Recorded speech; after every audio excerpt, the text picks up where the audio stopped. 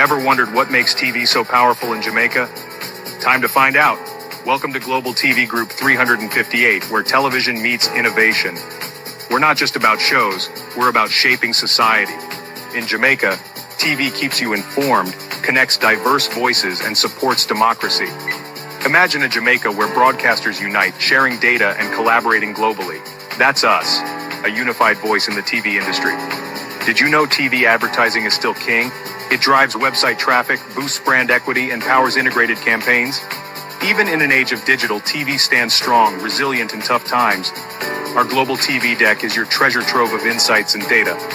With charts, graphs, and success stories, it's your guide to impactful TV advertising. Curious to learn more? Visit our website and see how Global TV Group 358 keeps television at the heart of entertainment in Jamaica.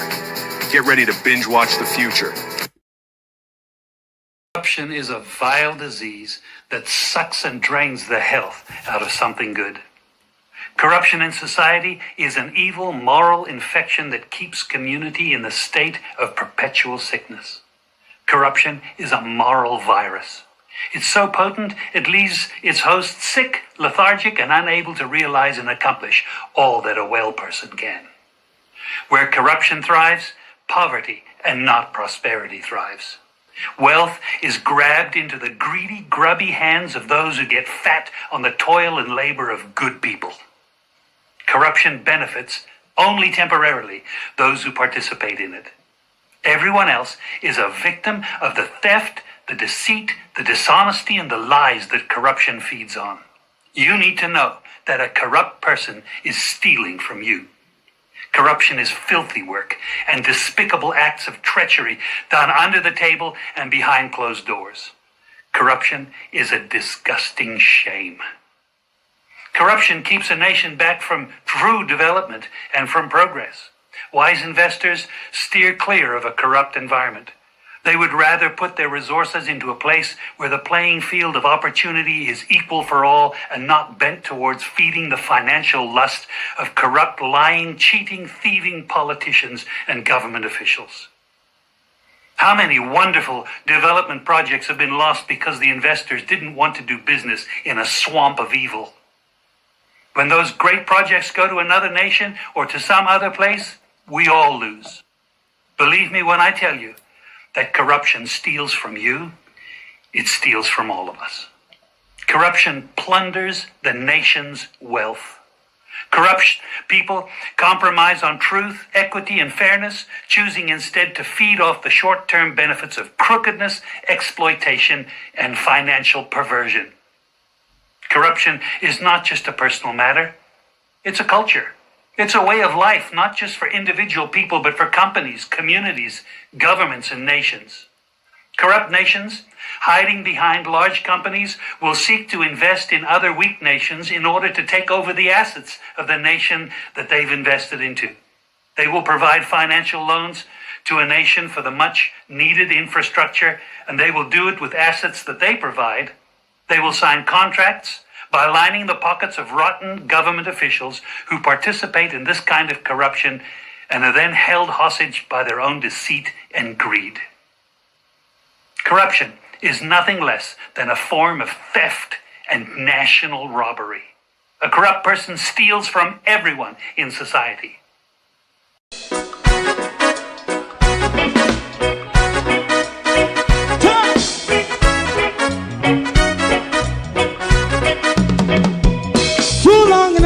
Ghetto, run, keep going on, let's process. For children of Israel do really love rights. So just a try and I as a watching man around Babylonian walls. Oh, children of Israel, I should never hold thy peace. What wrong is going on?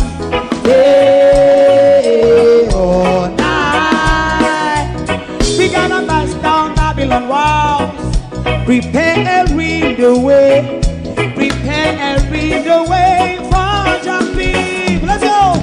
Fight down, war and cry. Fight down, me say Rastafari. War and cry and do that righteousness. And we love I will love Jaja, Jah Rastafari. I will love Jaja, Jah Rastafari. Serve all people. Yeah, we love Jaja, we love Jaja, Jah Rastafari. We love Jaja, Jah Rastafari. Preserve all people.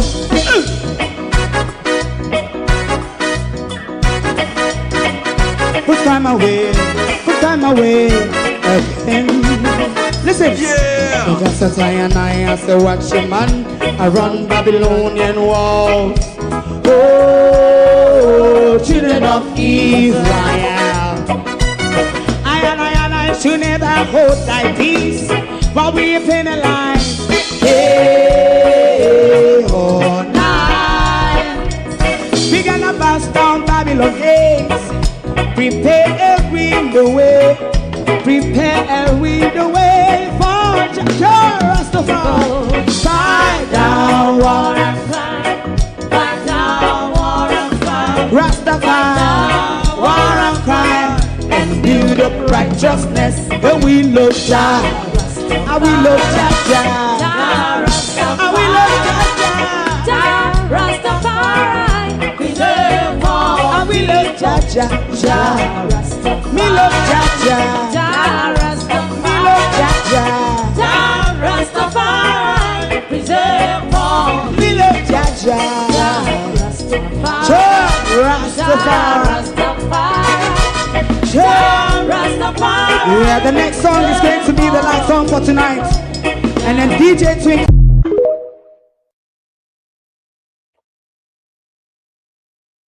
If you've never seen the feathers of a potato thief get rustled, you're going to see this evening. Parliament is on, you know that, isn't it? They're debating quite a lot, but there's a little bit of back and forth with Isaac Buchanan and Dalrymple, which we want to bring you this evening. We're going back on Floyd Green as well. We're also going back on Coleridge Minto and the cold-blooded assassination in Black River. And we'll also read for you this evening the Gleaner's editorial of this morning. Good evening, everyone. Welcome. Thank you all for joining us. To my community of parity and all my family members, platform moderators, membership holders, viewers, subscribers, commenters, and trolls, good evening. Welcome one and all. Like and share the live for us, please. And let's get on the way. We're not even going to tarry. We're going to hit the ground running. And we're going to go straight over to Parliament for you. I hope it don't jump off and just stay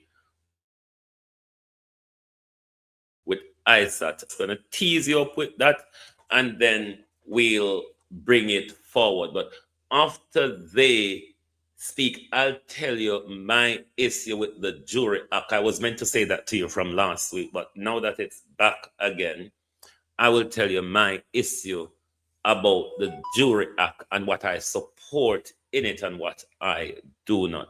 So let's listen to the little back and forth with Isaac and Dalrymple Filbert. Thank you, Mr. Speaker. Mr. Speaker, I wasn't going to have this elaborate setup, but then the minister attempted to scandalize the court by saying that good evening and welcome. Being fed. So I must defend the court to say that they get island grill, and lawyers who can't afford it would like to go and beg, but that would be tampering. So let's set the record straight that the members of the jurors are properly fed, and I see them getting island grill. I'm complaining on behalf of the defense bar. I'm not a part of the jury. That's why I'm complaining. Hopefully the minister will consider that. But it was not a bribe. But Mr. Speaker, I do rise to certainly say to the minister that no one in Jamaica would ever object to the increase in the stipend for jurors. We are a consensus other than where that is concerned.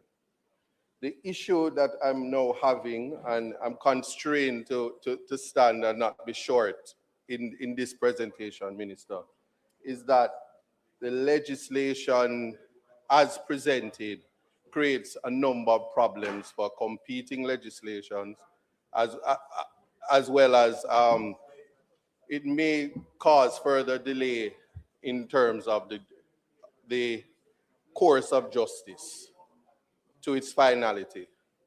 For instance, the amendment as it now stands does not contemplate appeals in relations to decisions by the court. It actually isn't. It isn't, and it isn't for the obvious reason, Minister, that the legislation was somewhat copied from the UK legislation almost in its entirety. We, however, like you said when we were dealing with the other legislation, that we don't have the benefit of some of the other legislations, like their criminal legislation, and as well as we start from the basis of talking about a leave me alone, please. Hearing. I'm playing an audio TikTok robot. Okay, if there's one AI site builder you need to meet, this is Dope Tech from Wix. Pre-trial and case management hearings are not a preparatory These robots hearing. on TikTok In fact, are really preparatory hearings, there is an entire legislation in the UK that deals with that. It's actually a part of the trial in and of itself, where the issues from section 42 A, B, and Pop even up the C screen would for me, arise. please, TikTokers. It is during the trial before that single judge. Now, because of that, what also follows then is that we have a serious problem in terms of... I am allowing you to hear this bit because I want you to hear how shabby and backhanded and back and forth Delroy, just useless and shabby. And I don't know if it was an insult from ISAT or a genuine concern, but it really got Dalrymple on the other side of her socks. What the legislation is defining as jury tampering. So it's not clear in terms of how, because we are guided by the Constitution. In the UK isn't. They don't have a written constitution which kind of restrains or constrains the judges in their conduct. What happens here, though, is that jury tampering legislation, their provisions are intended to serve the interests of justice. In that individuals accused of criminal offenses should not be permitted to escape justice through any attempt to interfere with the jury. Now, we know that, but in the Seminole case, there was no evidence of jury tampering, which would have given rise to, as you said, the purpose of this legislation. So what happens where, what we're setting up, as my friend would have said, is that we're creating situations where we can avoid or create scenarios where we remove the jury when it is a protection that the defendant who is most affected in relation to this process is not going to have the jury, because a judge may say, I am satisfied that certain circumstances exist. Yourself on your feet said the possibility of tampering. The legislation, certainly in the UK, and from how you drafted or how it is drafted, seems to suggest that there are two things that the judge has to be satisfied with. And the most important part is that there is a substantial risk that tampering occurred. You're hearing the audio well, Candice? There's evidence of a threat to the integrity of the process, and that evidence would found an application under the sections as you have it amended. The election by the prosecution. I do also adopt what my friend would have said in terms of why is it that the defense doesn't have the equality of arms in terms of the election of trial without a jury. The scenario in this situation is that it may very well be that a defendant is in a particular jurisdiction and feels that when jurors are impaneled, he cannot get a fair trial, and so he wants to elect to opt for the protection of the judge when just before empanelment or something like that. as the legislation reads, and that is taken away from them, and it is also circumventing the Criminal Justice Administration Act. TikTok So not as stop it telling is me with right now, I could violations not and no support reason this at bill all. as it is As if the robot them can to hear be so passed something in that the play. House, certainly. TikTok, what is Now, wrong? the next aspect is that the rationale for the legislation would be that only where there is evidence that the accused is prepared to attack the process, there must be a real and present danger that the jury is also at risk. In the absence of that, the judge actually should not or ought not to have the power to simply say that we're going to elect to have a trial by judge alone. The next thing that is important then is the insertions for the JAJA, that is the Judicata Appellate Jurisdiction Act. Now, because it is absent, there's nothing in the legislation that sends you to JAJA, or there's no suggestion that the JAJA will actually be amended, which would have language that says, from the refusal of a judge of an application, from an order of a judge under section 42A of the Act, which is made on determination of such an application. There's no such language, and therefore the bill as it is now would certainly be deficient and cause similar apprehensions or scare like the firearms legislation. The aspect of the appeal, though, is, and I could ask you the question, while I humbly suggest, is the section, does it provide a right of appeal or a grant of appeal against the order? And here's what I'm saying. The order, which is made under section 42A, is it to continue? Can the trial continue in the absence, can the trial continue in the absence of the jury until it is that the appellate process is completed? So that is important, because in the UK, that is how the legislation is set up, to say that once the judge announces, as in 42C, informs the defense and the prosecution that I intend to discharge the jury and I'm going to proceed by judge alone, you may make your submissions and then I make my ruling. After the ruling, the appeals lie with the Court of Appeal.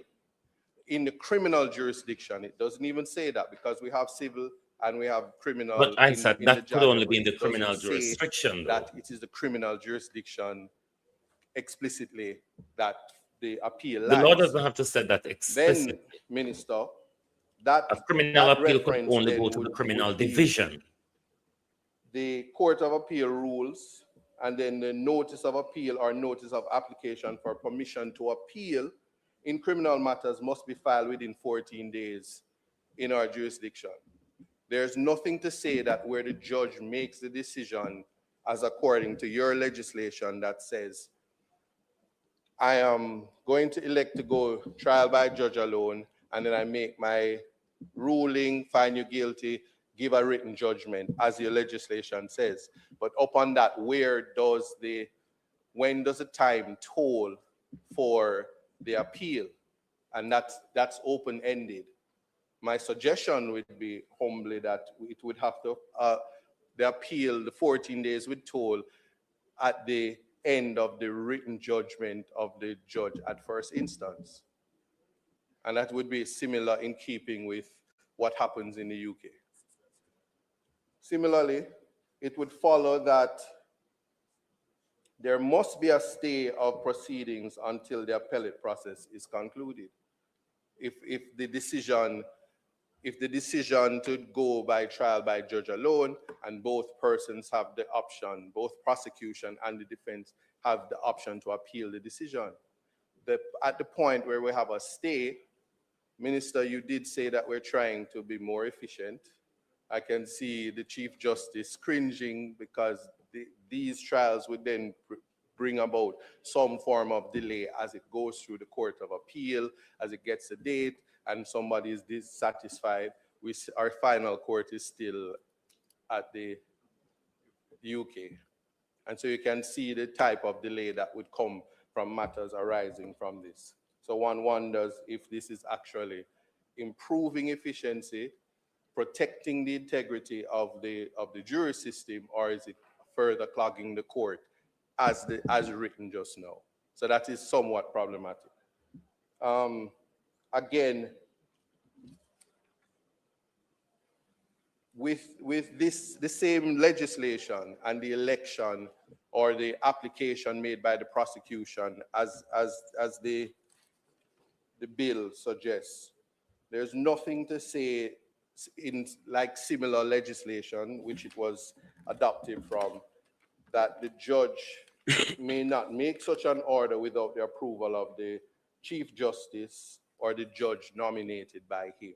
So is it a specialized situation with the application? Because again, we do not have the preparatory hearing, which is that we have trial readiness, as I said earlier, but the preparatory hearing, we don't have the legislation to give guidance for such a hearing. So it then wonders if we are relying again on what now exists, which is directions, practice directions from the Chief Justice, or are we cementing the legislation to direct the process that we want? So while it is that I take no objection to advancing and improving and modernizing the legislation, and hope that we never would have again a scenario which took place in the Sean Campbell matter, which went all the way to the Privy Council, is that we must ensure that the legislation is meeting the object and purpose and the mischief that is trying to correct. And in the absence of correcting the appellate jurisdiction where that lies, and in the absence of all right, what is going to come up now is what Dalrymple perceived to be an attack on Delroy Chuck. The attempt, not intentionally, but it has the effect of circumventing the Criminal Justice Administration Act, that it just needs to be revisited. I did painstakingly read the legislation and wondered if the member from, well, I didn't wonder. I kind of said that the member from Western St. James, West Central St. James, took no part in this legislation. I just wondered, because I know the government doesn't do pitchy-patchy work. And that person is very... That wouldn't take this as Isaac Buchanan. Clearly, Isaac Buchanan is saying, in a way, it is pitchy-patchy, and just allude to that as well, and why they did. Delroy Chuck want the support to have the legislation pass, the amendment pass. But what Delroy Chuck is saying, we will form a committee to discuss the broader Jury Act after we pass this, which is really backhanded. Whatever you want to explore within the act or within the bill or within the amendment, you must do it before passing. You cannot pass the bill and then say, okay, we're going to sit down and do the dotting of the I and the crossing of the T's, because that is what the committees are supposed to do. The dotting of the I and the crossing of the T of the bills. So let's finish this now with Isaac and Dalrymple. And the member from West Central St. James is very pedantic and exacting. And that is a compliment. So it is not an attack on my friend. I have great respect for. So what Isaac is saying here, it seems as if Marlene Malahou Fort didn't take any part in this because it would have been more ironed out if Marlene Malahoo Ford took part in this, but I am not of that view as well, because Marlene Malahoo Ford have that same nonsense as well. Remember when she came with the constitutional review, she was the one who introduced the hybrid presidency to us. But let's finish listening the tit for tat. That member. But to say that I just think that it's not, I'm not accusing you, Minister. I'm just saying that I think that many things weren't considered in relation to where we need to go. And I'm just rising to say that I'm hoping that as a house, we're not embarrassed by passing a legislation that has too many holes, and then Precisely. the general social media will say all we did was copy and paste, and we didn't have mature considerations and all the critiques that come from it. And so I'm saying it with the greatest amount of respect to say that there's a little bit more work that has to be done in relation to the section 42A, B, and C, and including an inclusion and a direction of the appellate jurisdiction that would give effect to the legislation. I'm truly saddened that the increase in the stipend is attached to this particular amendment, because it's a tricky or a slippery slope. And those are just my humble contributions, and ask that you would consider it so that it doesn't delay what I know is much needed. And I support, Minister. Thank you. Thank you, Mr. Speaker.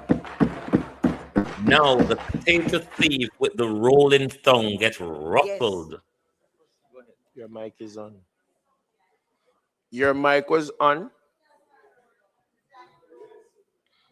Listen to the thief now. Listen to You need to turn it on. Right. Right. Thank you very much, Mr. Speaker. Mr. Speaker, first of all, I rise and I want to acknowledge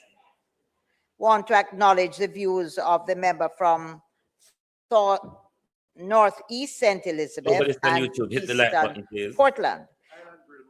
But I want to start out by saying, although I'm new in the Ministry of Justice and Constitutional Affairs, that ministry has a minister that has done sterling work and is intelligent. It has had other ministers, hold on, I'm on my feet, has had other ministers that have been equally capable and has done work that is thoughtful. The ministry does not do patchy work. The minister, hold on, I didn't interrupt you. I did not interrupt you. No, I did not interrupt you. I did not interrupt you.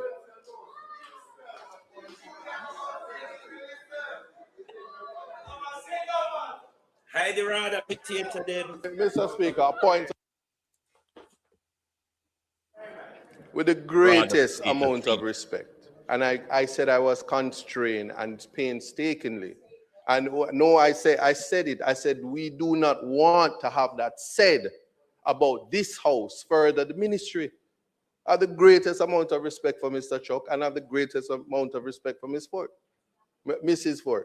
And I want it to be clear that I said the very attack that I'm speaking of is what we do not want for the house. I'm a part of this house.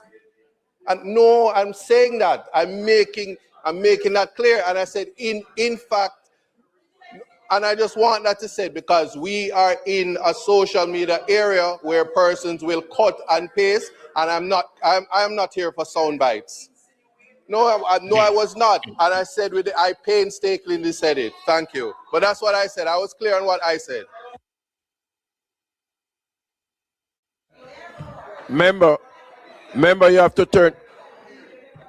Therefore, yes, I want to say, therefore, that my comment is very appropriate. It's a backhanded way of introducing to the public as we speak as members of parliament that there is incompetence, there is It is a But Dalrymple, it is a backhanded way for Delroy Chuck to come to Parliament with an amendment, want the support of Parliament to pass the amendment, and then after we pass it, we sit down and see if anything is wrong with it.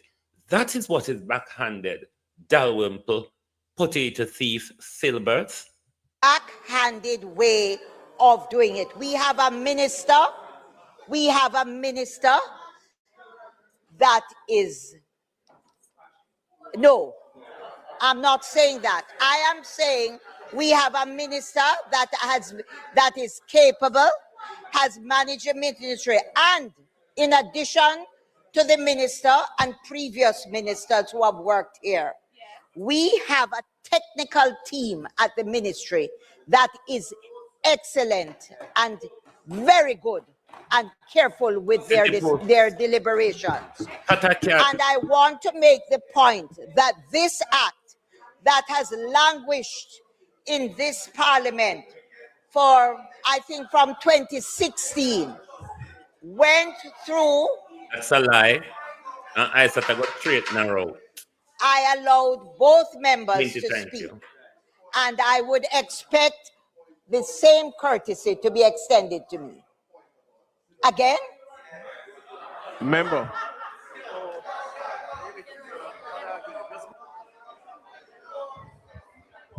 A point of order is to ask a question. Yes. In here. Yes. So, listen, we are not going to take it tit for tat. You had your chance. You had your chance. You made a statement. I don't.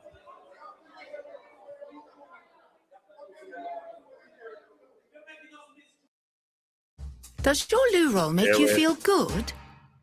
Bear with. Who Gives a Crap donates 50% of their profits. So add some woo to your loo with feel-good toilet paper. Who Gives a Crap?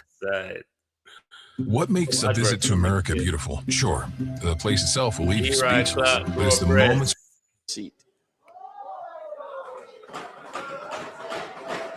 There he told Isaac to take it. Remember, you can go. Remember, you can turn the mic on. Mr. Speaker.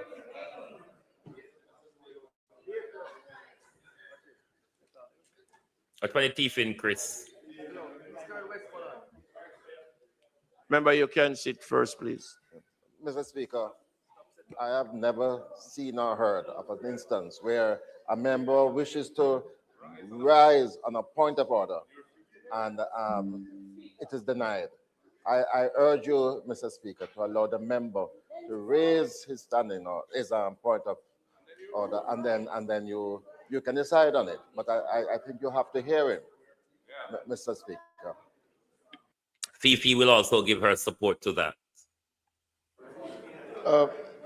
Mr. Speaker, I would agree that the point of order, once the member rises to indicate that he has a point of order, the point of order should be heard. However, I ask the member to keep the point of order in the confines of the standing orders.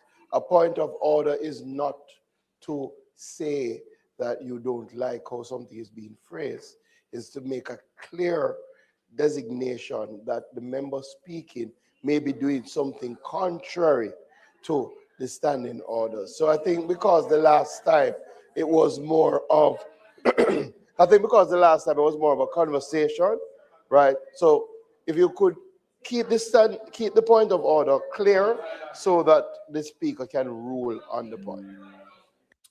Minister of Stealing and Soliciting Sex. It seems as if the 2 days of been sitting on the witness stand testifying against police in a murder trial have taken a toll on your voice, Minister. I can hear that. You know that major murder trial of the 6 police officers who committed that murder in about 2013? It is said that Minister Green is a key witness on that murder trial, and he's been on the witness stand yesterday and today. This was the reason why Mr. Green also turned up to Parliament late today, but it's not my business anyway. Mr. Speaker, the member from South Trelawney spoke about the particular amendment which I spoke about and said that it was there from 2016. The matter in question was before the Privy Council in 2024, where I stood before the Privy Council, and I say, and the minister respectfully said that the particular amendment which I gave my contribution to was as a result of that very case. And I just heard the speaker misleading this house to say that it was there from 2016. I cannot sit and allow that. Thank you.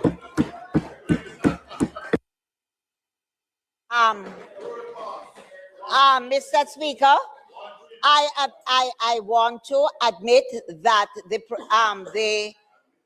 the section that we're dealing with has come about in the last 2 years. But please be advised that the proposed amendment to the Jury Act, there's nothing to laugh about. The proposed amendment to the Jury Act has been under discussions for very many years, to as far back as 2016. Right. I tell you how Marissa lies here. There wasn't any opposition, especially Marissa, after the 2020 general election. There wouldn't have been any opposition to the government then between 2020 and last year before the general election amend the Jury Act, because like the other acts that the government amend in the dead of night because of their majority in Parliament for the 5 years, they could have so done with the Jury Act. So Marissa Dalrymple-Filbert is not only misleading Parliament, but is deliberately lying. I am stating that fact.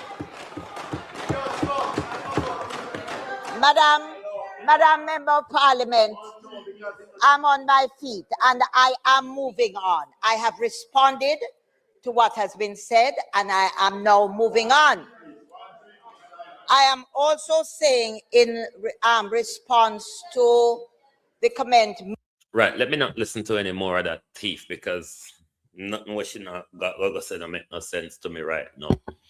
But in my issue with the Jury Act, I'm not in complete opposition to jury trial, but I had this problem when I was at law school as well. When it comes to cases of high complexity, I would support such trial being bench trial, not by one judge though, by 3 judges. Cases like complex fraud cases, cases to do with conspiracy where it's a plethora of arguments and legal arguments, gang-related cases that sometimes lost trial can go on for weeks or months. I think trial with such high legal complexity ought to be more bench trial rather than juror trial. But wow, the wind is wild outside.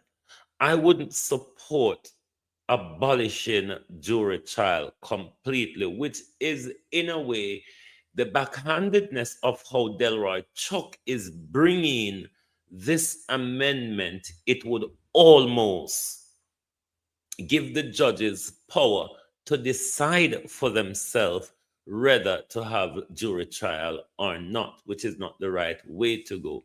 So this is why both ISAT and JES, they support the raise in the stipend for jurors, but they are in opposition to having the amendment pass, and then after passing the amendment, we go and look at what is possible wrong with it. That is so, and this is why I start to use the pitchy-patchy word, because it is pitchy-patchy to make the pants, then I'm going to put on the packet or the zipper. After me tell you I'm done, I don't saw it go. But we've always been telling you, members of the Jamaica Labour Party do not read or cannot read. When we say that, it is not an insult. I'm going to show you a video of Kamina Johnson-Simit, which explains exactly that. Again, in our parliament.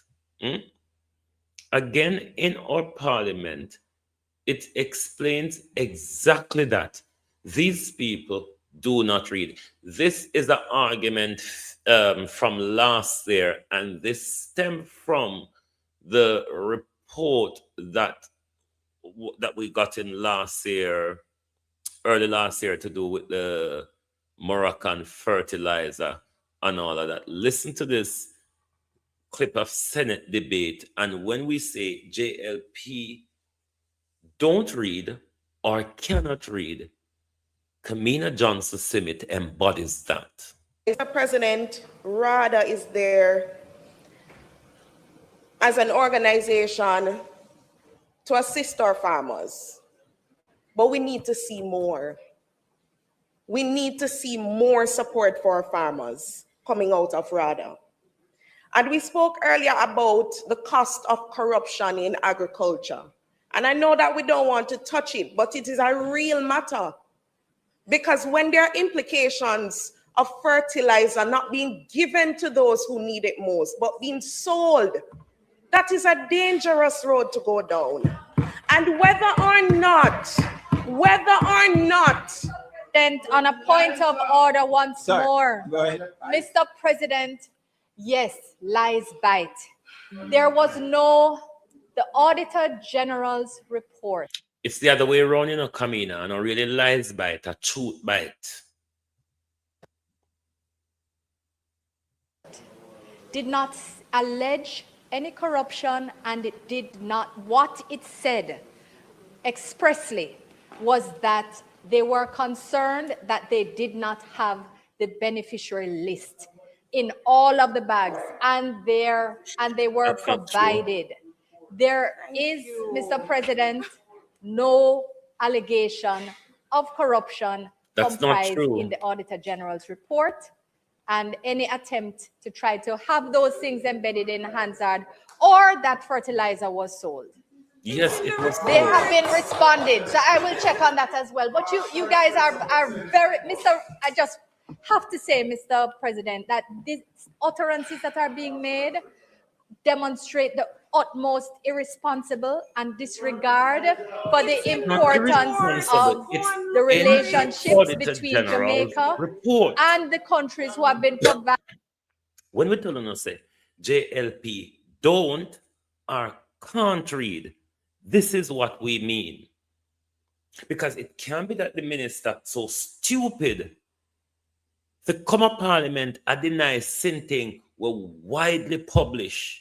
Providing such strong support for our farmers, which they have felt and has increased their productivity undeniably and indisputably.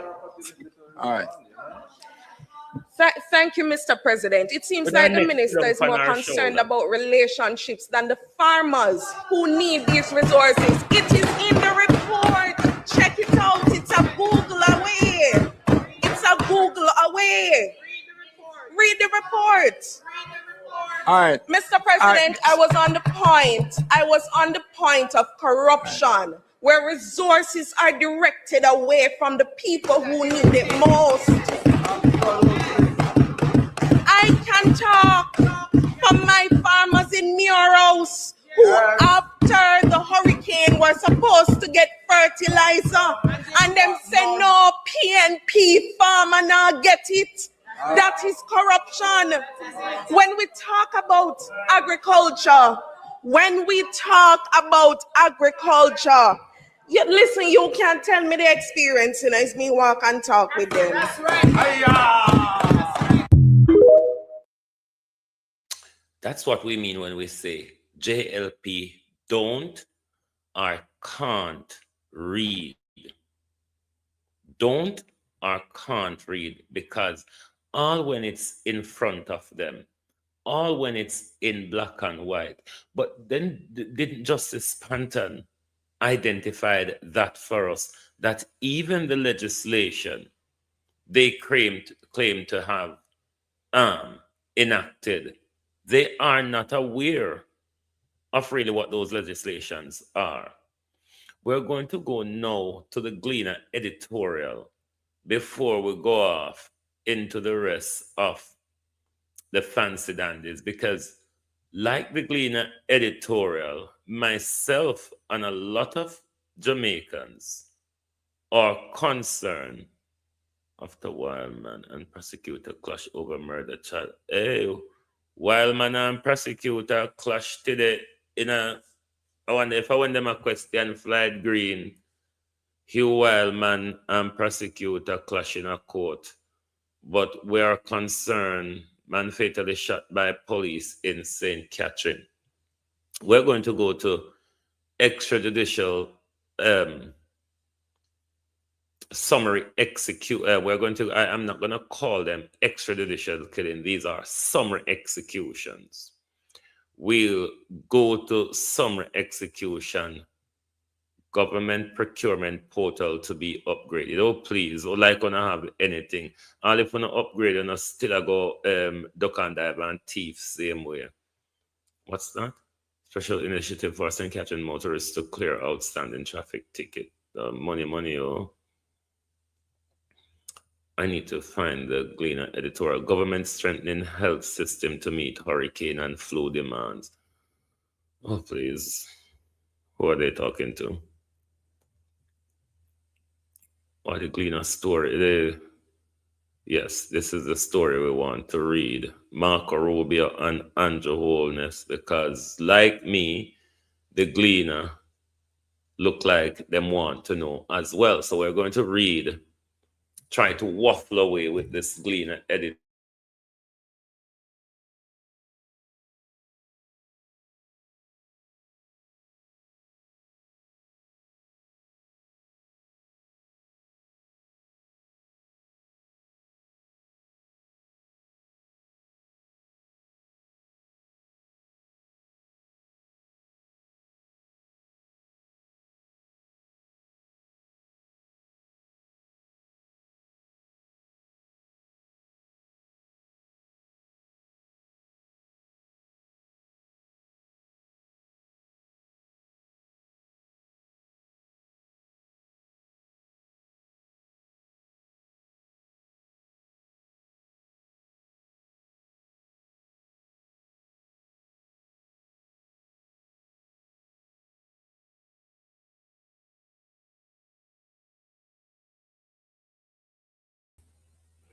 Globalist, sorry about that, please. My computer just, it just went blank, closed my pages, but it didn't go off. Hold on, let me just set things back up for you because everything went. Bear with me. Let me first pull back my Gleaner article because that's what we were going to read.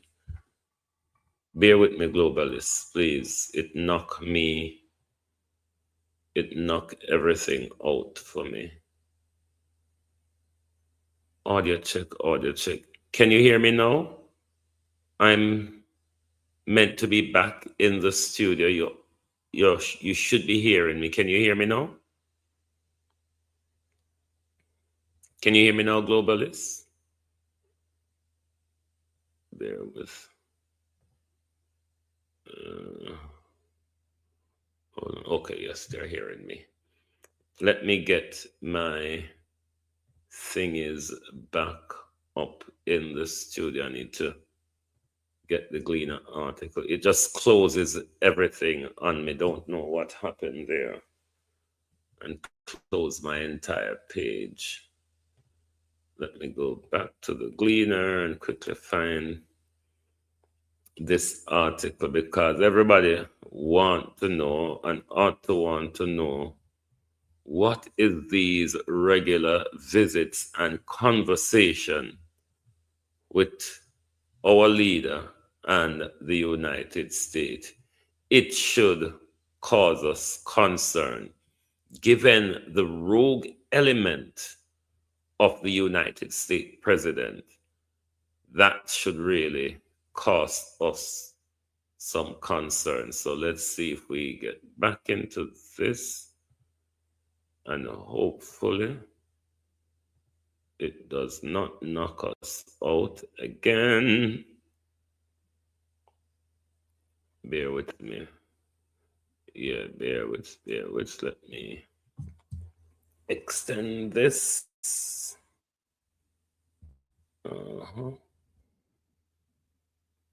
Be open about U.S. talks. That is what the Gleaner editorial is saying to Andrew Holness. So we're going to waffle away through the editorial. The timing of last week's telephone discussion between Prime Minister Andrew Holness and Marco Rubio, days after the United States named Jamaica among 75 countries which was suspended from processing of immigrant visas, is likely coincidental.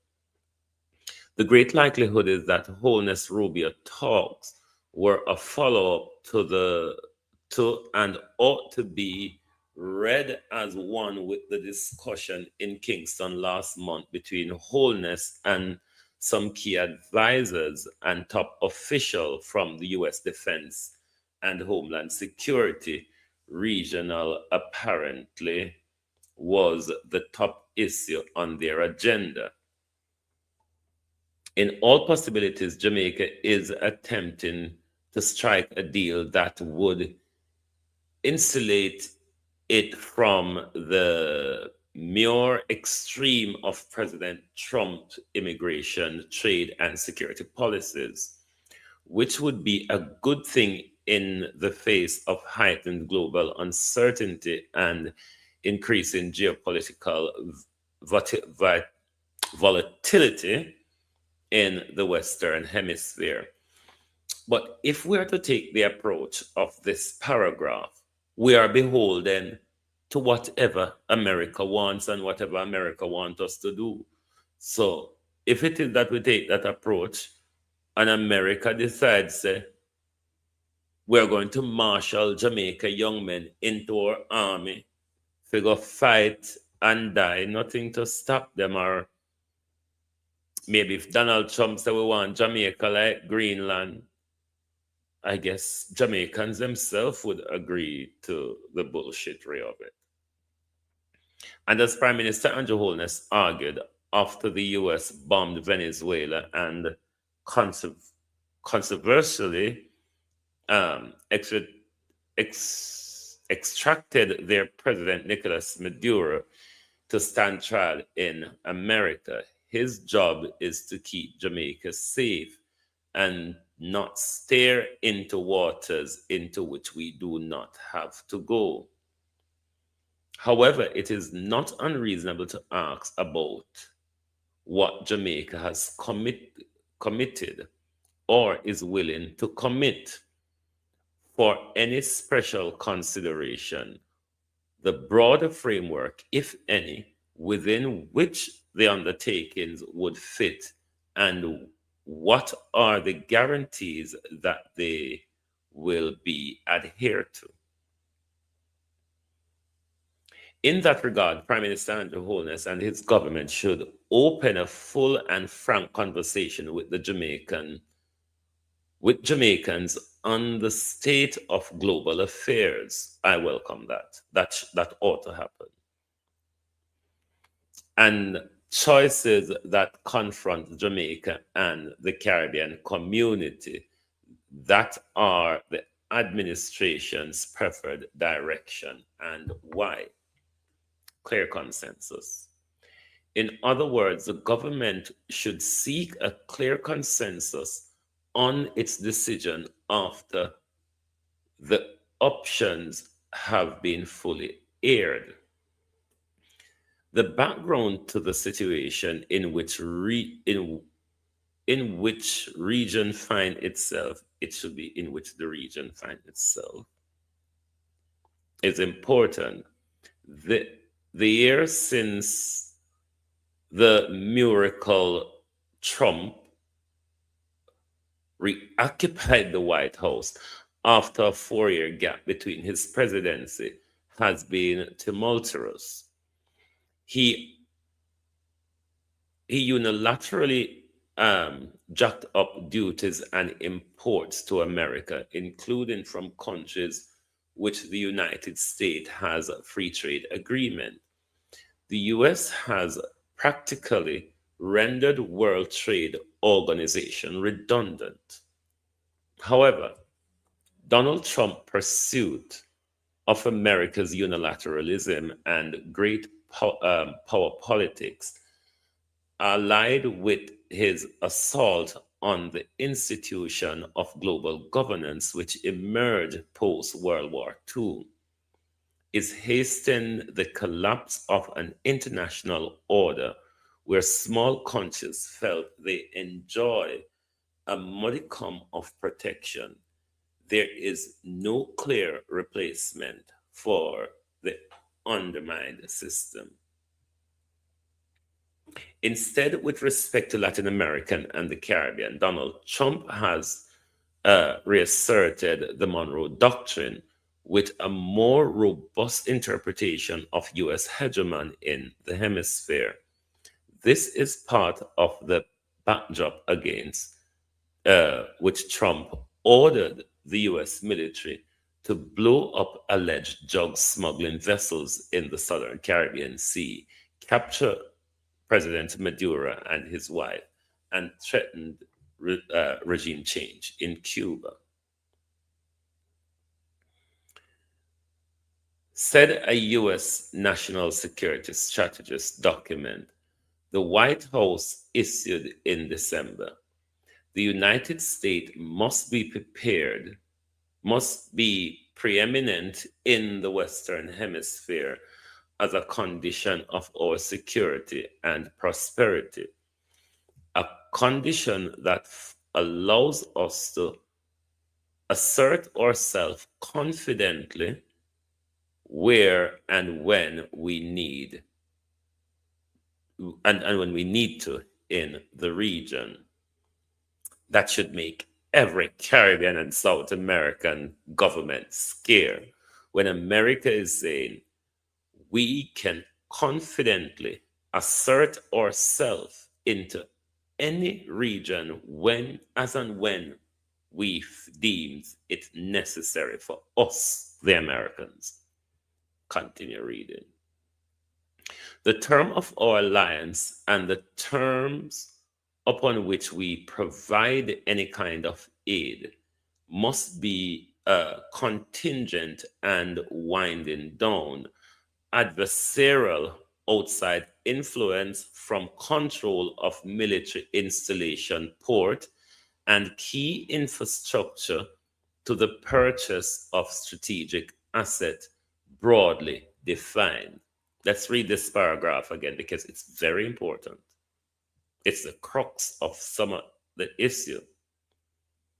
The term of our alliance, meaning the alliance between us and America, and the term upon which we provide any kind of aid, it should be we are provided any kind of aid, Gleaner editorial, don't say him good, must be contingent to winding down adversarial outside influence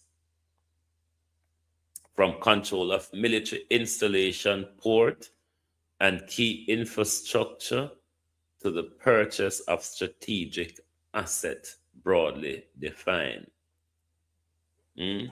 Those are the conversations we want to have with Prime Minister. Will there be any U.S. military installment in our country? As I have been asking the Prime Minister from whenever, will the U.S.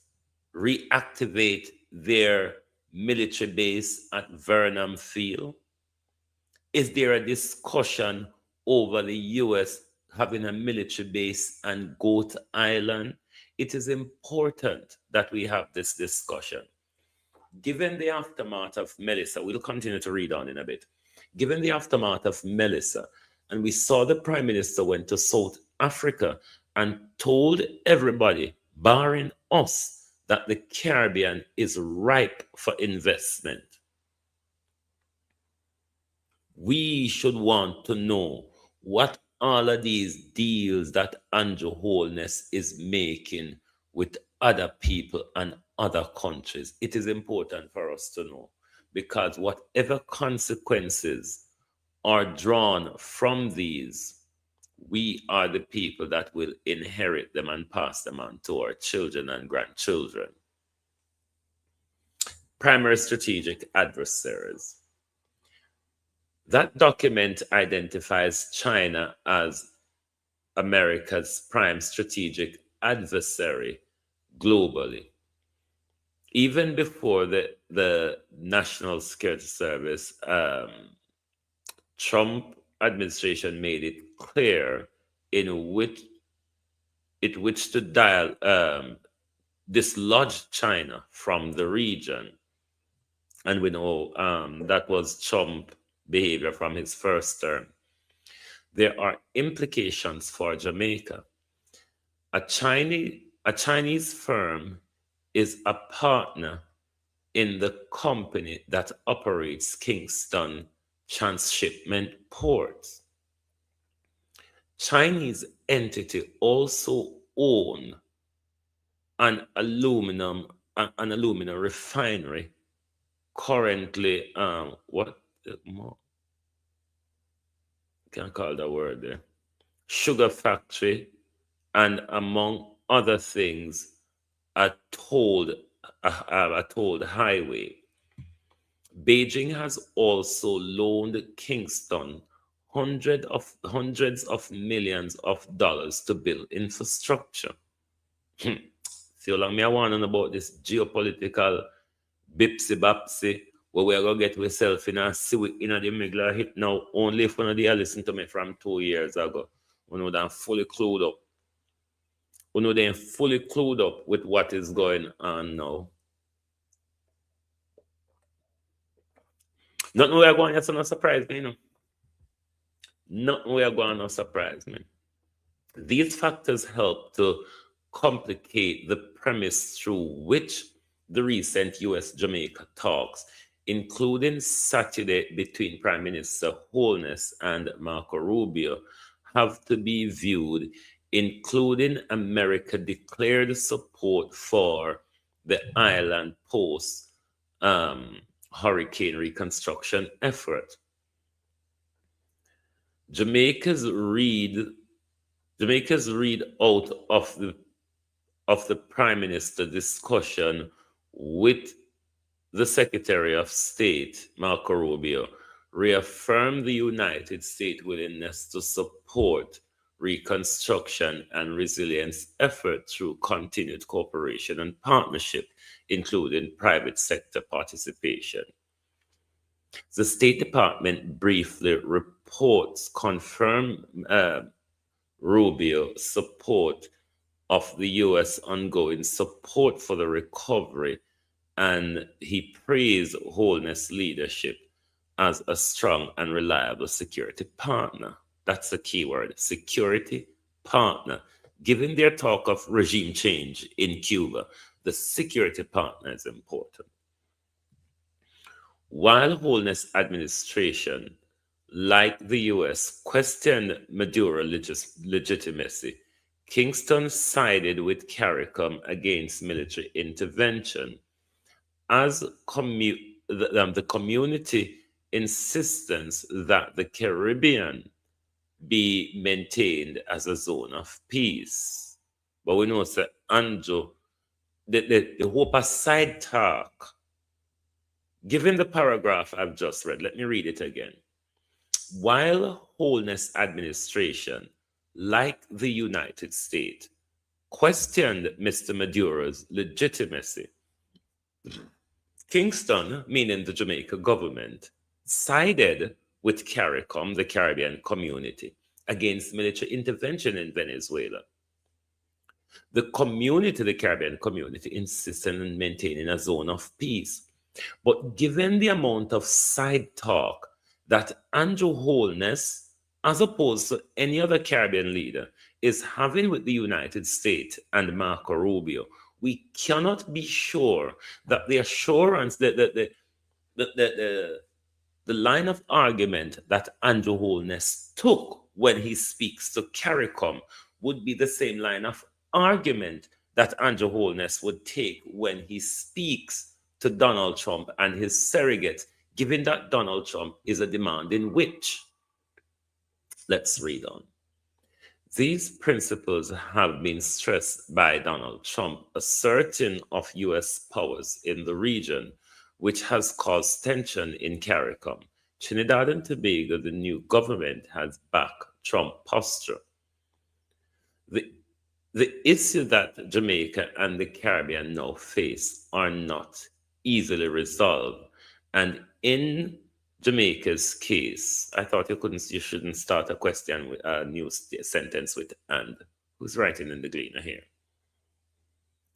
And in Jamaica's case, it should be, however, Gleaner, editorial, in Jamaica's case. Normally, in the English language, we don't start a question with "and" or "because." You don't let me go hawala on you, all right? You should rather say, however. In Jamaica's case, they are made more complex by the impact of Hurricane Melissa, whose direct cause was over 8.6 million or more than 40% of Jamaica's GDP. Notwithstanding, the region is likely to find that in the long run, the safer bet is confronting the issue as a whole rather than separately. Oh, that's where the Gleaner editorial finishes, with a bit of grammar to be cleared up by the Gleaner, but that's their business. Anyway, that's their business. What do we go to next? Stealing or killing? Do we now go to stealing or killing? Because what we want to remind Coleridge Minto is that the style of policing that Minto is bringing to St. Elizabeth is bringing to Black River. We are not used to that type of policing. We are not from town. We are not from Punish Town. We are not from Westmoreland. And we are not from St. James. We're from St. Elizabeth. We're not used to the extrajudicial, we're not used to the summary execution, and the police, they overly used to police lie them. So I've come across a video of Bigger Don's sister. This video was done about a week ago, which was done about a week after Bigger Don's death. Let's go to show you a clip of the healthcare debacle unfolding in front of patients, what we have to tolerate while the minister is swindling billions. While the minister is swindling billions from the healthcare budget, it is that swindling of the public purse that is causing our lives in the hospital. Look at the state of Spanish Town Hospital, Dr. Crofton.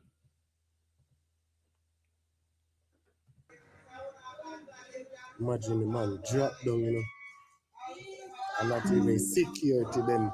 But did they gate and give people tough talk, but they can't come out through gate and this and that. The man they walk over a man. and go about them business left a man a go. Walk over, man. Mr. Tufton, what kind of system you run in a Spanish town? Mr. Tufton, you need to lift off of your IC and come a Spanish Town Hospital, address your workers them. Or else Jamaica go start rebel and start bust gunshot in your people them head. And when you hear man attack them thing, I don't want to feel like a joke. Mr. Tufton, Jamaica, we start rebel like 80 and the whole of have to run way out of the country.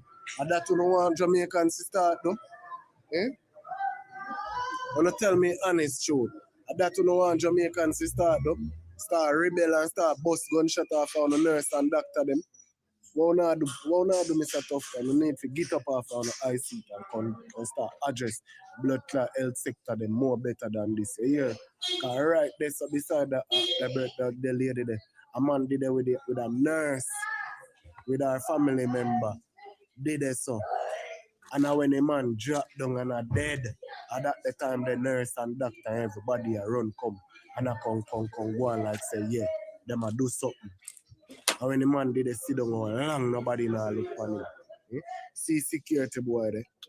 Sir, the part where you say fire shot at a nurses and doctor, me wholly disagree with that, sir. Sir, I couldn't agree with you upon that. What I would agree with you upon, sir, is to fire out of the politician them and the businessman them were evade with tax and the sinting there. Me now go support you with firing out of the nurse and doctor. They would be gonna when enough shot we where we go. When enough shot we, sir, and when we go hospital. Oh, look at how if you gun happy and chigga happy, sir, look for a government official or a businessman. They are fair game in our society. And that me I tell you tonight. You see when the man drop and you don't even look on the man. Imagine. And you say you work in a hospital as security. Yo, Mr. Tufton, you need to get the thing underneath. Better organization, you hear? All right. Our Jamaicans are start rebel. And when Jamaicans start rebel and start bust gunshot in on the doctor them head, who no can't say nothing. Oh. Now, Global TV does not support any attack on any of our healthcare professional. Not one, not even the ones that behave to us like pigs. Because we know we have many of. We know we have a plethora of those who behave to us like pigs. And not for a moment we would support that. But if you want to play bird shooting with politicians, we have a bird season in Jamaica, sir. We have a bird season in our country. That may I tell you. Now, let's go to the extrajudicial killing, because for those of you who have not heard, we don't need to hear the corruption of Superintendent Minto. You also need to hear the corruption or the incompetences or the rogue element of policing that is taking place in Black River. As me say, we are St. Elizabeth, we no used to them something here. So this will Minto enforce upon us. It's not our portion, Coleridge Minto.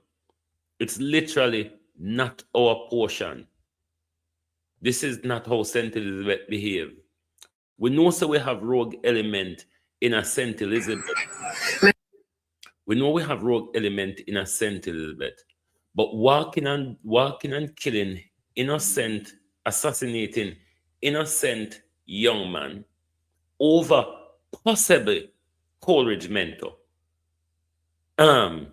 Personal feelings. Over personal feelings. And then to have put out a narrative. But you're going to hear from the sister. Today first, me come across this video, and it's important that we run this message and continue to run this message, because over here we continue to take a stand against the summary execution of our young men by the police. So let's listen to the sister of Lita Nemad, aka Bigger Than, who was assassinated cold-blooded by the Jamaica Constabulary Force in Black River.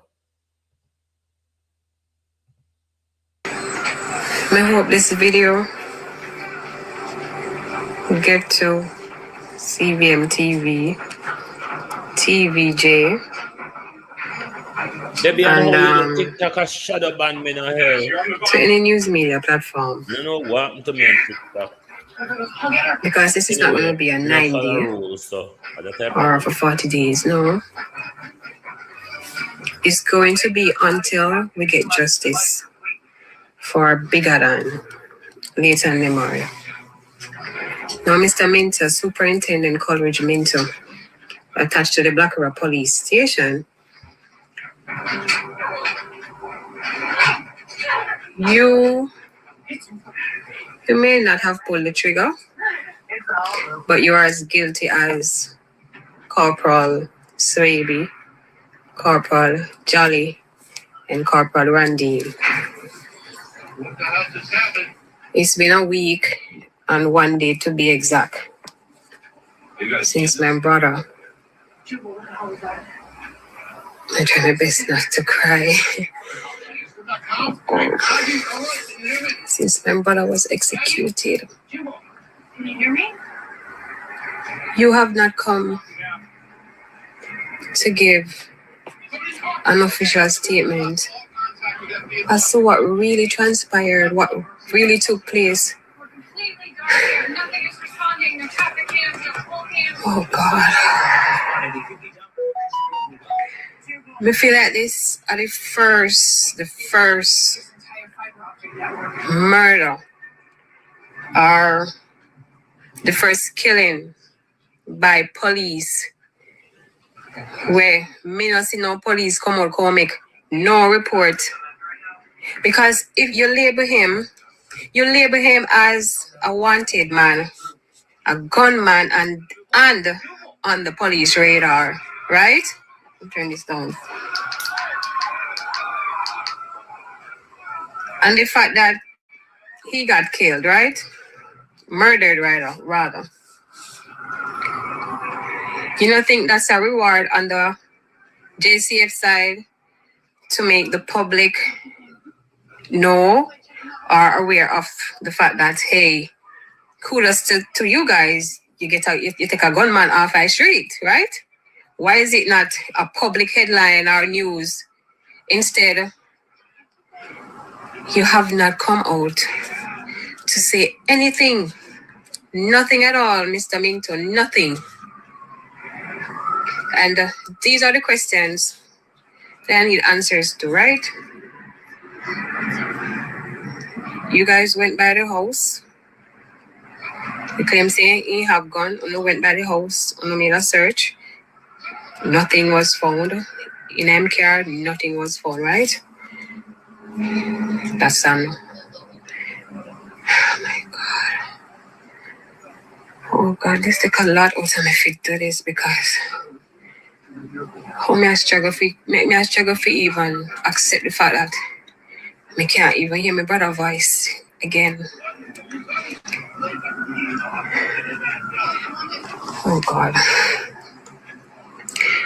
Alright, I go by the house like 3 times, right? The first time, nothing. Second time, nothing. And mind you, everything is on video. Everything is on video.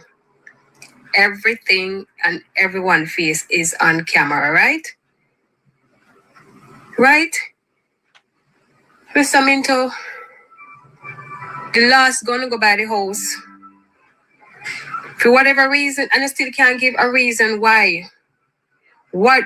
Show some evidence, show something that was alleged, right? Allegedly somebody made a report, or allegedly you got a tip. Something, nothing. You have nothing to say, okay, this is what led to the first search or the second search. Nothing. Nothing at all.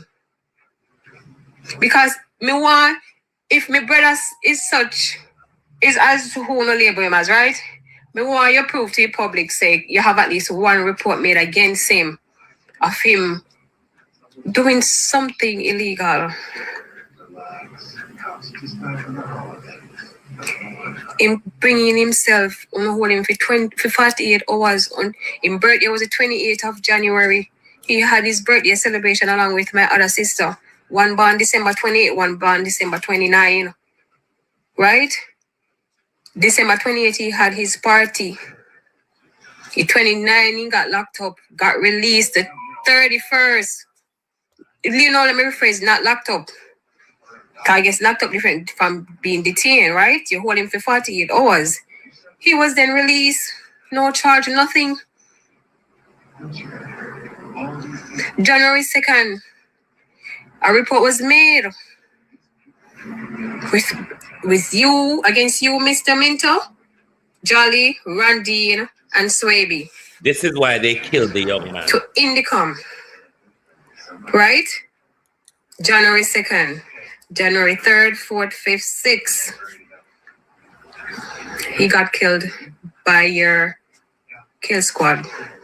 Now, Mr. Minto, my question is, Mr. Minto, Corporal Coleridge Minto, what led to him being pulled over, right? Did he resist?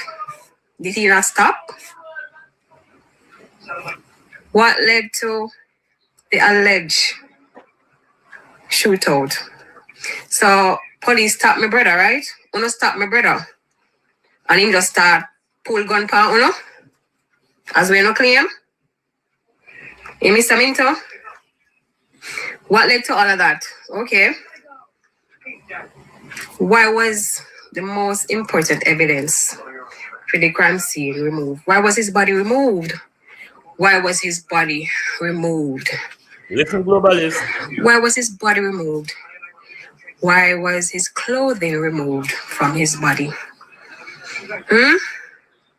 I'll take him, I'll carry him, go just throw over the hospital.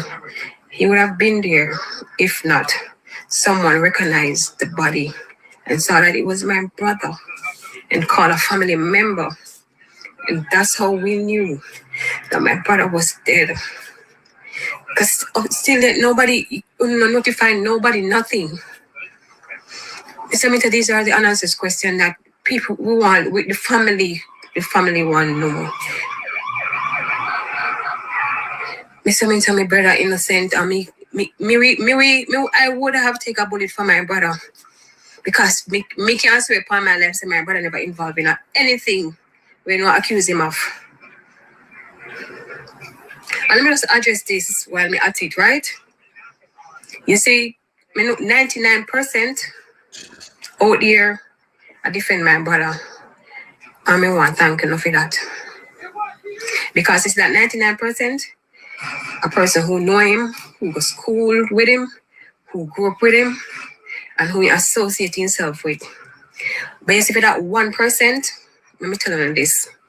I'm not going to come on Facebook, Instagram, TikTok, or wherever. I go back and forth with any of them. I try to prove to them who my brother was or the life he lived. Me not go to that. Because guess what? If I didn't know who him be, then me don't know the reach this, right? Why me supposed to come on the internet and argue or I try to prove to them, say, this is who he was or what he used to do or whatever, to complete stranger, because obviously never know him. If you go ask if police would under shoot somebody so or two side to whatever. Yes, there's two sides. There's always two sides or three sides to everything, right? So to that 1%, you can go suck on a mother. Yes, lady, me we donate a hose and a straw. Anything they can suck up in the hose, they use a straw. You can go turn no matter upside down, wherever. I remember, we're not going to do it and bring Minto window. Yes, and make sure no push Minto head, get bulldozer to push him. Because these are the questions when we post about these. summary execution by the police is generally the labor right them come under our page, come keep up this level of everywhere you hear this young lady talking about. The dunce backward labor right, and them generally come under my page with that level of dunceness. And we will help push Minto, we don't know. Bring Minto with uno, we're not gonna do it. Right? Me not gonna go back and forth with that 1%. So I'm gonna leave that right there. We're not come under post, come in, I'm gonna stop, speak up for my brother. We the people of St. Elizabeth now go stop demand justice, because what Minto has portrayed in our parish, we not used to them frickery and Minto, and we now go tolerate it, we now go stay quiet to it, and furthermore, Coleridge Minto, we're not going to accept it.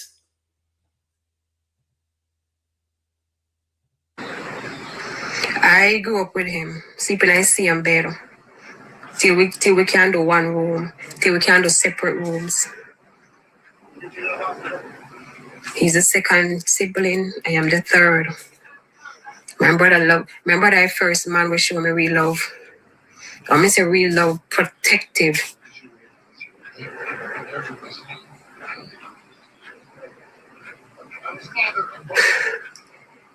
And you took that away from us. Mr. Minto, the 14 parishes and the 52 states, I'm with my brother, and they know him. I tried to defame who he was.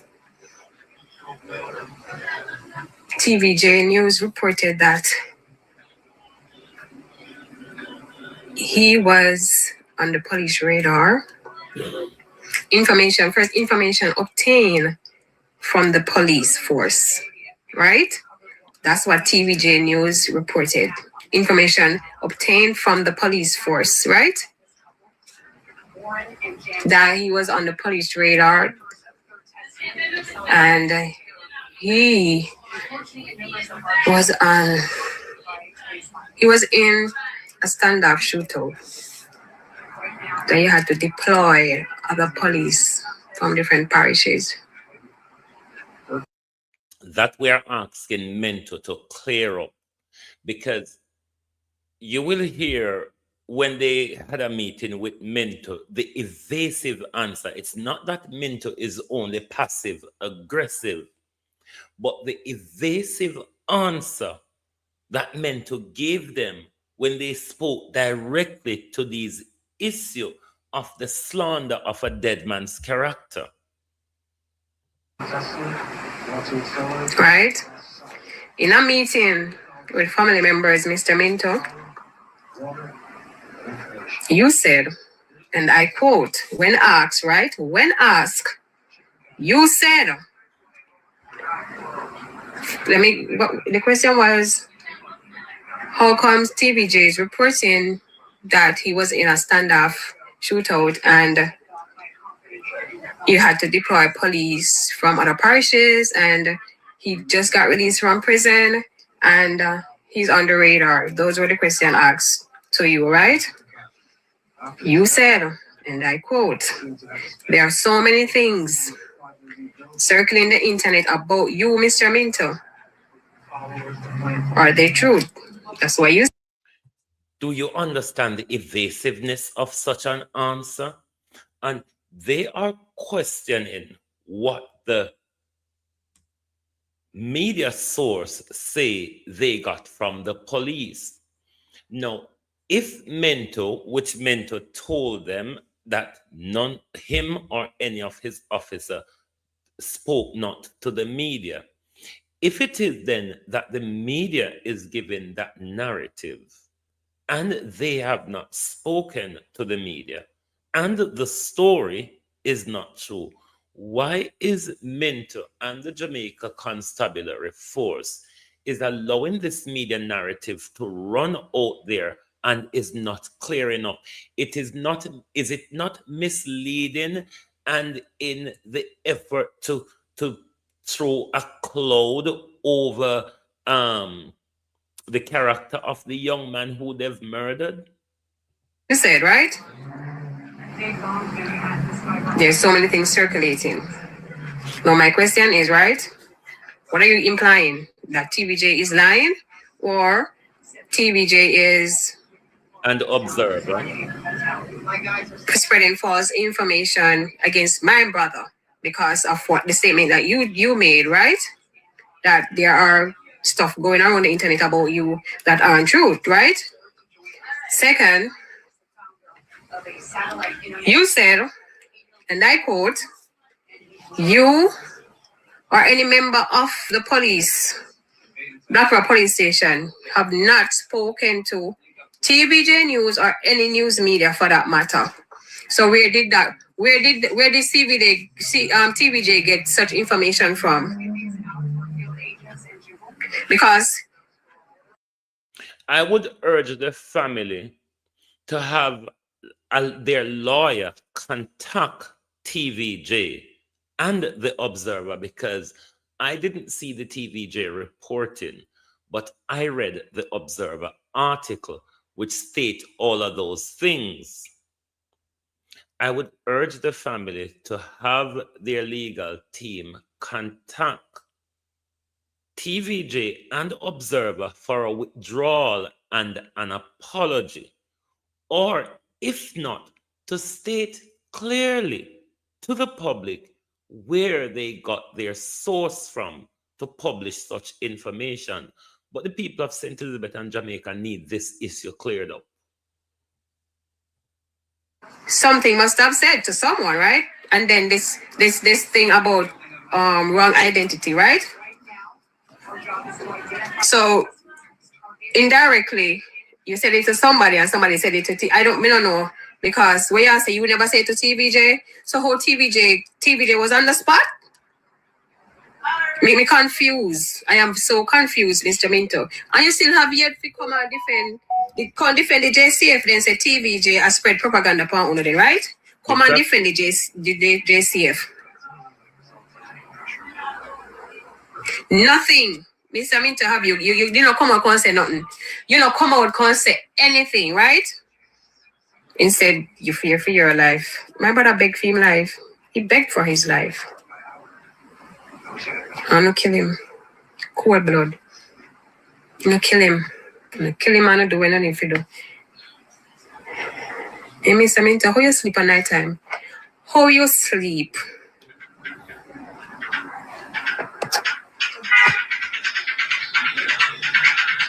I don't know whether they expect the owners they go kill him and him just go on the statistics for 2026 and that was it. We will bury him and that was it.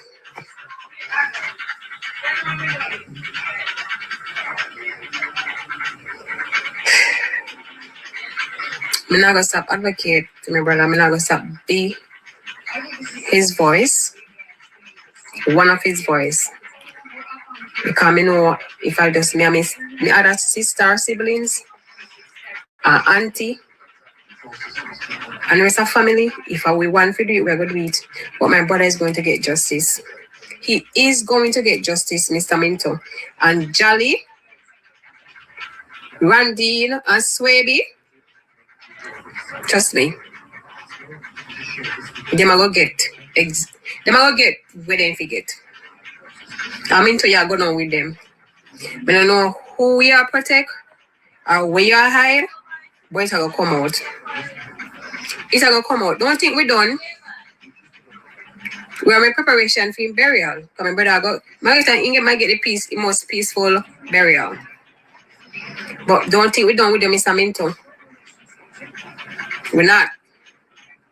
I mean, I even didn't want to make this every day so long, but trust me, we have so much respect to you, Mr. Minto. You say you never sign off on no operation. Think so they went rogue. Huh? They went rogue, right? The biggest charge was the upon them, I fact they move the body. Why not move the body? When close it up till now we don't achieve nothing, you know? When close there. India bring back the liquor them to the Chinese man. They even robbed the dead man, globalists. They even robbed the dead man. Money, not the care. Where the money there? Where The money man there? Where that the cut them there? killed, they robbed him. Huh? Where all of them there's something there? You mean to? Ask your corporal them where they in there.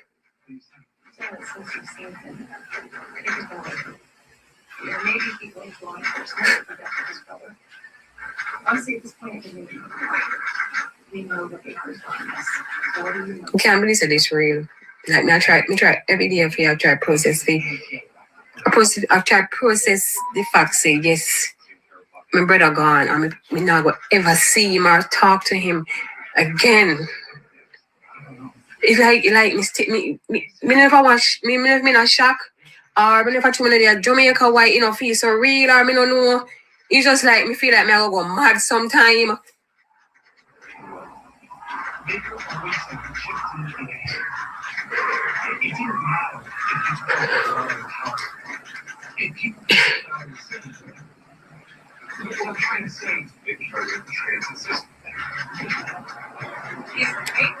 You know what?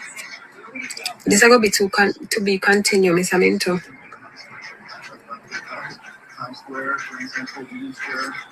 So me I tell you, say, Leon and them all are gonna be an example. If you to kind of mess with the wrong family. No mess with the wrong family. Now let me tell you this again. Me no want nobody to call me and ask me nothing. If you not go come with but after, you go suck on the mother with that. And let me tell you now that 1% they will come and the post and talk about police to do this and police are kill innocent people and police can just pass somebody and kill them. So you know go suck on no mother. And I make sure to bring Minto with you. Then I go back and forth with Uno. I go talk about my brother with somebody who has never you have never met, right? So why am I gonna go back and forth with you about somebody you've never met in your life? Not me. Any energy may I have, I fi do this. Not fi go back and forth with any of you.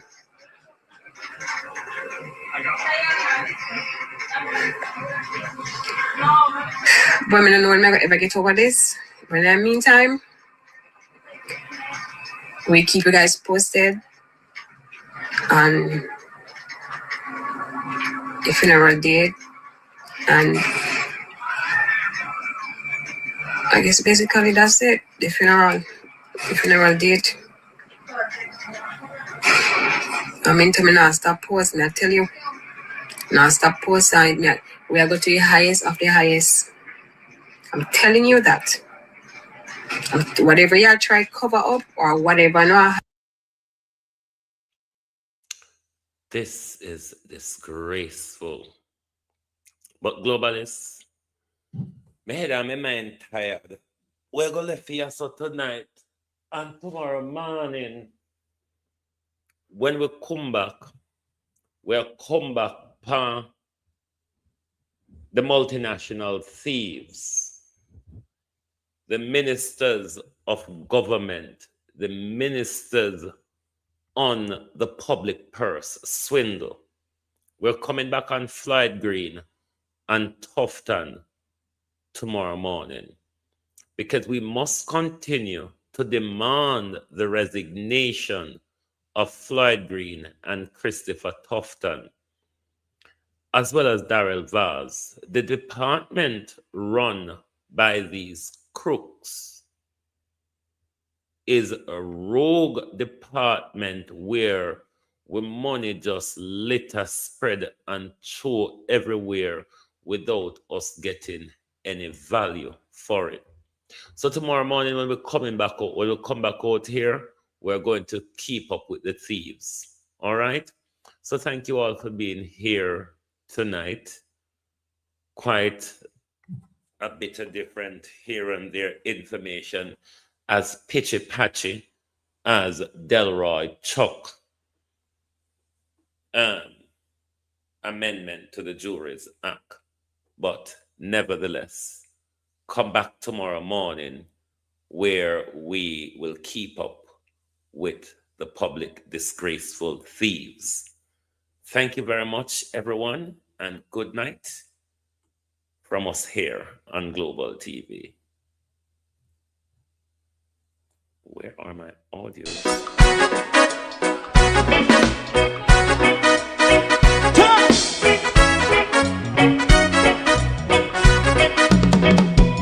Too long in our little ghetto, run keep going on, less process.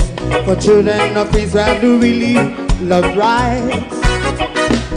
So that's a fly and I as a watchman around Babylonian walls.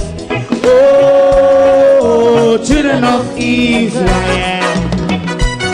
I should never hold thy peace. What wrong is going on? Hey, oh, night. We gonna bust down Babylon walls. Prepare and read the way. Prepare and read the way for your people. Let's go. Fight down war and crime. Fight down war and crime. Say Rastafari. War and crime. And do the righteousness. And we love Jah. And we love Jah. Jah Rastafari. And we love Jah. Jah Rastafari. Save all people. And we love Jah. We love Jah. Jah Rastafari. We love Jah. Jah Rastafari. Preserve all people.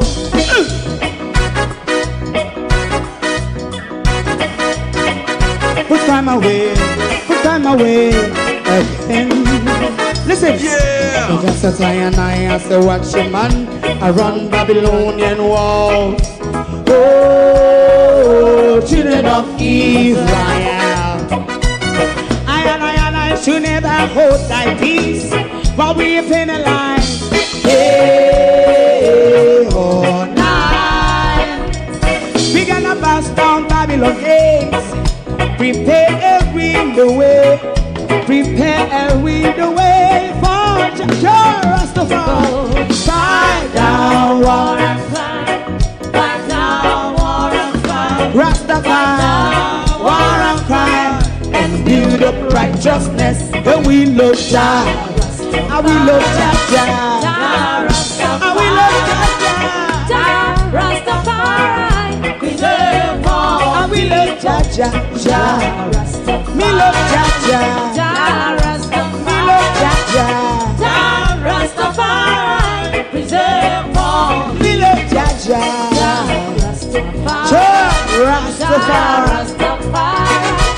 Rastafari. If you don't like missing out on the latest shows but still enjoy classic hits, then Global TV Group 358 is your perfect match. Global TV Group 358 isn't just another channel, it's your ultimate TV experience. From breaking news to binge-worthy dramas and timeless classics, we've got it all. Our unique blend of original content and global favorites means there's something for everyone. And guess what? With GTVG's seamless streaming, you can watch anywhere, anytime. Plus, our interactive features let you be part of the action. So, whether you're a seasoned binge watcher or a casual viewer, Global TV Group 358 is here to keep you entertained day and night. Don't just watch TV, experience it with Global TV Group 358. Subscribe now and never miss a moment.